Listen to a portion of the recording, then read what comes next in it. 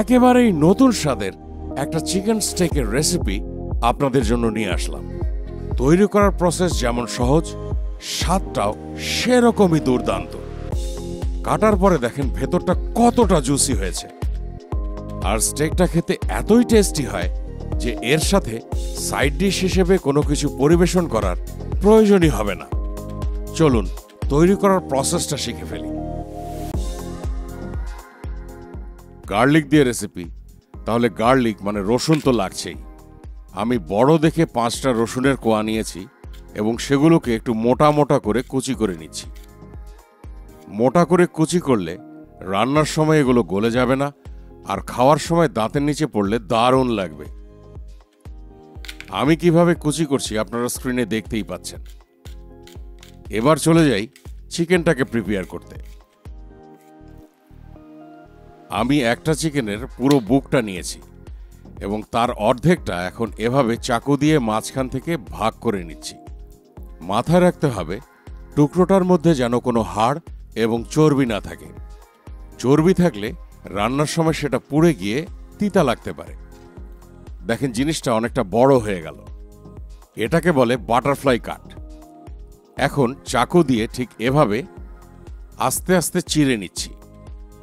চিড়ে নিলে মাংসটা তাড়াতাড়ি রান্না হবে এবং ফ্লেভারগুলো ভিতরে খুব ভালোভাবে ঢুকবে। এবার ঘুরিয়ে নিয়ে পাশ দিয়ে আবারও চিড়ে নিচ্ছি। চিড়ে নেওয়ার সময় জোরে চাপ দেবেন না, তাহলে আবার টুকরোটা কেটে দুভাগ হয়ে যেতে পারে। কাজটা আলতো করে করবেন, আমি ঠিক যেভাবে করছি। ঠিক একইভাবে আমি আরেকটা অংশ কেটে নিচ্ছি। এবার একটু ম্যারিনেশনের পালা। আধা চা চামচ লবণ নিয়েছি, সেখান থেকে অর্ধেকটা এই দুটো টুকরোর উপরে ছড়িয়ে দিলাম। গোলমরিচ আধা চা চামচ দিয়ে দিচ্ছি এপাশে। দেওয়ার পরে হাত দিয়ে একটু মাসাজ করে দিচ্ছি মাংসের টুকরোগুলোকে। মশলার পরিমাণ যেহেতু খুবই কম, তাই মাখানোর কাজটা একটু সময় নিয়ে করবেন। এবার টুকরোগুলোকে উল্টে দিচ্ছি। ভালো কথা, আমার টুকরো দুটার ওজন ছিল আনুমানিক 700 গ্রামের মতো। তবে ওজন একটু কম বেশি হলে কোনো সমস্যা নেই, মশলার পরিমাণটা একই থাকবে। বাকি অর্ধেকটা লবণ ছড়িয়ে দিয়ে আবারও আধা চা চামচ গোলমরিচের গুঁড়ি দিয়ে দিলাম। আবারও একটু মাসাজ করে দিচ্ছি। মাসাজ করা হয়ে গেলে এগুলোকে একপাশে রেখে দেব অন্তত 10 মিনিটের জন্য। ফ্রিজে বা বিশেষ কোনো জায়গায় রাখার কোনো দরকার নেই। স্টেকটার জন্য এবার একটা সসের মিক্স তৈরি করে নিচ্ছি। 1 টেবিল চামচ সয়া সস, এটা সাধারণ সয়া সস, ডার্ক বা লো সোডিয়াম সয়া সস না। 2 টেবিল চামচ ওয়েস্টার সস নিয়ে নিচ্ছি। এর মধ্যে এখন 2 টেবিল চামচ মধু দিয়ে খুব ভালোভাবে মিক্স করে ফেলব। এই সসগুলোই যেহেতু লবণাক্ত, সেজন্য আমি মাংস ম্যারিনেশনে এত কম লবণ দিলাম। এই সসগুলোই স্টেকটার লবণের পরিমাণ ব্যালেন্স করবে। ওয়েস্টার সস হালাল কিনা এটা নিয়ে প্রবাসী অনেকেরই কনফিউশন থাকে। আপনারা ওয়েস্টার সস কেনার সময় বোতলের গায়ে হালাল লেখা দেখে তারপরেই কিনবেন। মিক্স করা হয়ে গেলে এটাকে একপাশে রেখে আমি স্টেক রান্না করতে চলে যাচ্ছি। প্রথমে একটা টুকরো নিয়ে আটার মধ্যে বিছিয়ে দিলাম। একটু চেপে চেপে দিচ্ছি যাতে আটাটা মাংসের গায়ে ভালোভাবে লেগে যায়। এটা একদমই সাধারণ আটা, আপনারা ময়দাও নিতে পারেন। এর মধ্যে লবণ গোলমরিচ কিছু দেয়া নেই। একটু পাশগুলোতেও আমি আটা ভালোভাবে লাগিয়ে দিচ্ছি। এদিকে একটা প্যানে 5 গ্রামের মতো বাটার নিয়ে একটু গলা পর্যন্ত অপেক্ষা করছি। চুলোর আঁচটা মিডিয়াম আছে এবং এই পর্যায়ে আঁচটা মিডিয়ামেই থাকবে।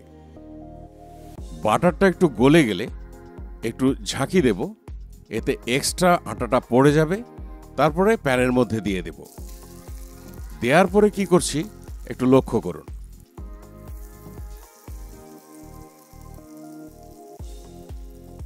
গলা বাটারগুলো নিয়ে আমি মাংসের টুকরোটার উপরে ব্রাশ করে দিচ্ছি। আটার মধ্যে গড়িয়ে নেওয়ার জন্য, সাথে এভাবে বাটার তুলে উপরে মাখিয়ে দেওয়ার জন্য মাংসের মধ্যেকার ময়েশ্চারটা উড়ে যাবে না। ভিডিওর শুরুতে যে দেখলেন স্টেকটা অনেক জুসি হয়েছে, এই জুসি ভাবটা ভিতরে থেকে যাবে। আর বাটারের সাথে আটাটা ভাজি হলে দারুণ একটা নাটি ফ্লেভার আসবে। রান্না করছি আনুমানিক 5 মিনিটের মতো। 5 মিনিট পরে দেখবেন স্টেকটা একটু সাদা হয়ে গেছে। এটাকে উল্টে দিলাম। উল্টে দিয়েই চুলোর আঁচটা একদম লো করে দেবেন। প্যানটাও গরম আছে, মাংসের টুকরোটাও গরম আছে। রসুনগুলো যে কুচি করে রেখেছিলাম তার অর্ধেকটা এখানে দিয়ে দিলাম। আর সসের যে মিক্সটা তৈরি করে রেখেছি সেখান থেকেও অর্ধেকটা এর মধ্যে দিয়ে দিচ্ছি। বাকি অর্ধেক উপকরণ রেখে দেব আরেকটা টুকরো যে আছে সেটা রান্নার জন্য। এই পর্যায়ে চুলার আঁচটা লো না করে দিলে এই সসটা পুড়ে যাবে আর খাওয়ার সময় স্টেকটা তিতা লাগবে। একইভাবে আমি সসটা পাশ থেকে নিয়ে স্টেকের উপরে ব্রাশ করে দিচ্ছি। প্যানটা যেহেতু আগে থেকেই গরম ছিল, মাংসটা রান্না হতে আর বেশি সময় লাগবে না। এই ধরেন আর 4-5 মিনিট অপেক্ষা করলেই স্টেকটা রেডি হয়ে যাবে। হয়ে গেছে, এবার পরিবেশন করে দিচ্ছি। আমার মনে হয় না যে এর চাইতে সহজ কোনো স্টেকের রেসিপি হতে পারে।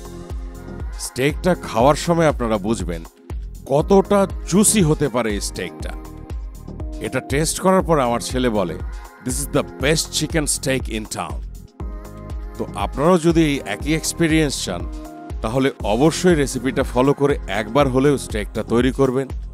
কেমন হলো আমাদেরকে কমেন্টে জানাবেন।